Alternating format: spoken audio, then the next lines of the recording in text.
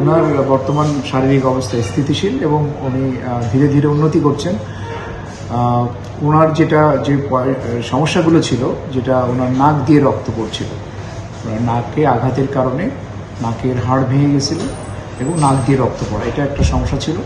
রক্ত পড়াটা এখন পরের দিনই কিন্তু রক্ত পড়াটা বন্ধ হয়ে গেছে, কিন্তু এর মাঝখানেও যেহেতু কিছু ক্লটেড ব্লাড আসছে ওনার নাক দিয়ে, এটা নিয়ে আমাদের ইএনটি সার্জনরা চিন্তিত না। কারণ হচ্ছে এই ধরনের রক্ত যেখানে একটা সারফেস থাকে সেখান থেকে রক্ত আসতে পারে। আর হাড়ের ভাঙার বিষয়টা, এটা 4 থেকে 6 সপ্তাহ থাকলে এটা জুড়ে যাবে এবং হাড়গুলো ফ্রাগমেন্টেড পোর্শনগুলো ডিসপ্লেস না, পজিশনে আসে। ওনার নাকের কোনো ডিফর্মিটি হয় না, ওই পজিশনে থাকলে এটা কিছুদিনের মধ্যে আমরা আশা করছি জুড়ে যাবে। আর ম্যাক্সিলা যে ফ্র্যাকচার ছিল ওইটাও লিনিয়ার একটা ফ্র্যাকচার, ইনকমপ্লিট ফ্র্যাকচার, সরে যায় না হাড়ের অংশটা, যার ফলে ওইটাও ওই সময়ের মধ্যেই ঠিক হয়ে যাবে। ওনার চোখে যেটা সমস্যা ছিল যে রক্ত জমে গেছিলো, সেটা এখন কিন্তু নাই। আপনারা এখন গেলে দেখতে পাবেন যে ওনার চোখটা পুরোপুরি স্বাভাবিক এবং দৃষ্টিও ঠিক আছে।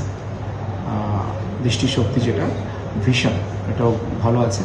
আমরা যেটা নিয়ে বেশি কনসার্ন ছিলাম ওনার মাথায় যে ইনজুরিটা, তো সেটা আমরা প্রথম দিন যখন উনি একটা বেসরকারি হাসপাতালে সিটি স্ক্যান করেছিলেন, ওই রেটটা দেখে আমাদের বিশেষজ্ঞ চিকিৎসক, বিশেষ করে নিউরোসার্জন বলেছেন যে একটু মাথায় একটু ব্লিডিং হয়েছে। কিন্তু পরের দিনে আমরা যে ফলো আপ সিটি স্ক্যান করেছি সেখানে কিন্তু আমরা আর ব্লিডিং পাইনি। এবং যেটা বলা হচ্ছে যে ওনার মেমোরি লস বা এগুলো, নিউরোসার্জন বলেছেন যে এই ধরনের ইনজুরিতে এরকম কিছু হওয়ার সম্ভাবনা নেই।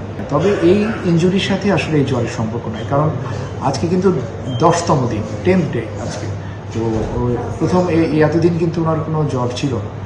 তো কাজে এখন যে জ্বরটা আসে এটা আমরা ধরে নিচ্ছি যে এটা not related to this injury, এটা আপনার অন্য কারণে ঠান্ডা লাগার জন্য হতে পারে। উনি যদি এসি রুমে আসেন এবং ওনার একটা অ্যালার্জিক রাইনাইটিস আছে, নাক বন্ধ হয়, হ্যাঁ, এসব ঠান্ডা জ্বর হতে পারে।